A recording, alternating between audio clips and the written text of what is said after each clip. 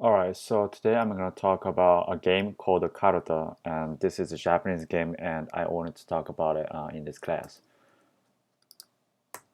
So, what is Karuta? So, this is a, a traditional Japanese card game.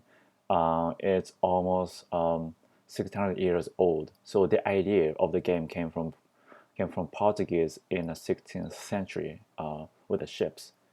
And even now people still playing actively, and there's a manga called Chihaya Furu, and it's getting more popular these days.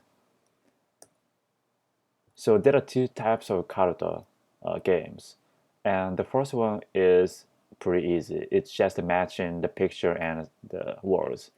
So this is mainly for kids. So you can see there's a picture of the dog, and there's a picture, the sentences, the words. So what you have to do is here in the sentence, and the first syllable is the one on the card with the picture. So what you have to do is grab the card with the picture, with the right syllable.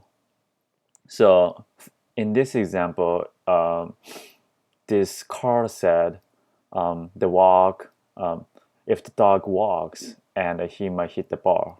It's pretty kind of stupid, but it's fun. So the second one is more serious, and it's more technical and speedy.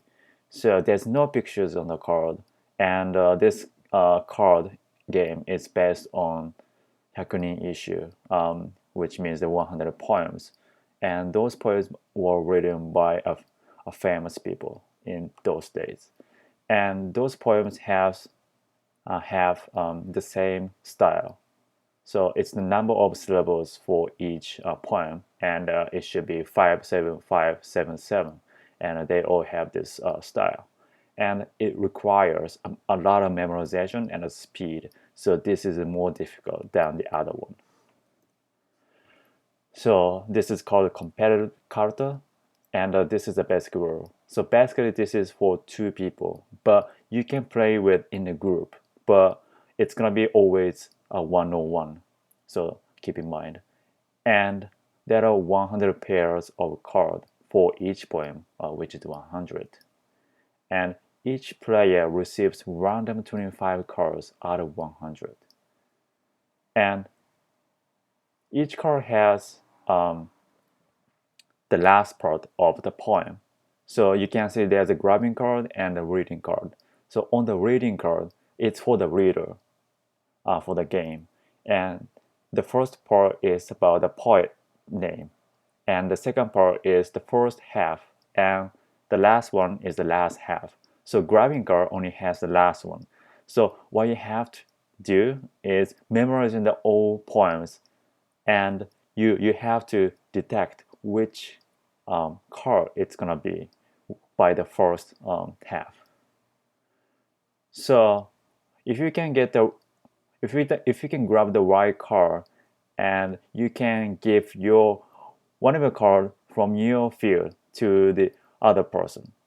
So the winner for this game is the one who removes these all the 25 cards from your field. It's pretty simple. And other rules, and you can use both hands. So before the game, you have to decide which hand you want to use, like right or left, and you can't switch in the middle of the game.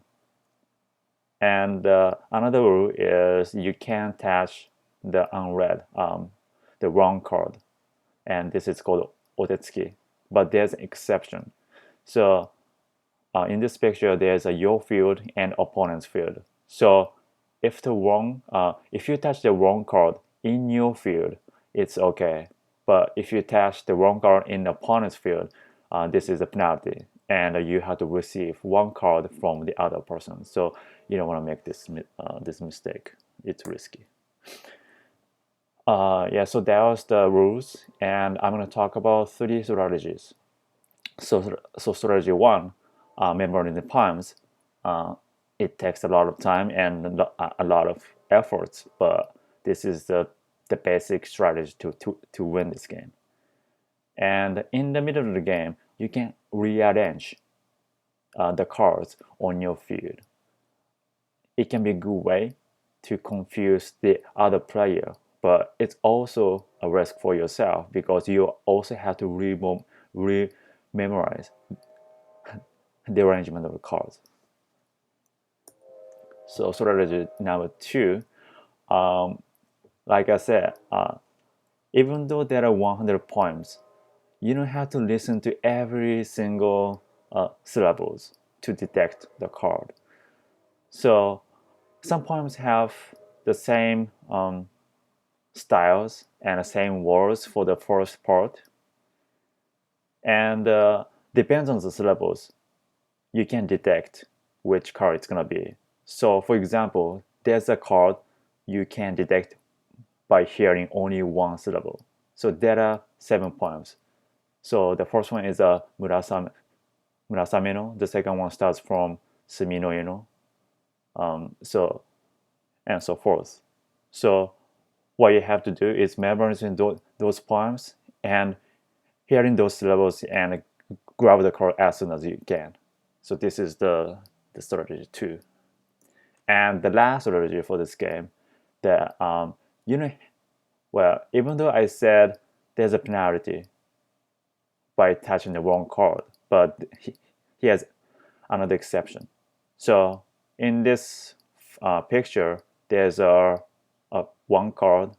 Let's say the blue one is the target, and you can hit the card with the orange box, and you can just push the blue one into the field, which is the red box. So by this way, you can actually grab the card with this technique.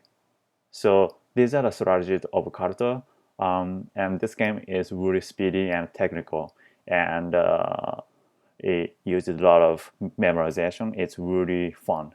So I hope you can enjoy this game. Thank you.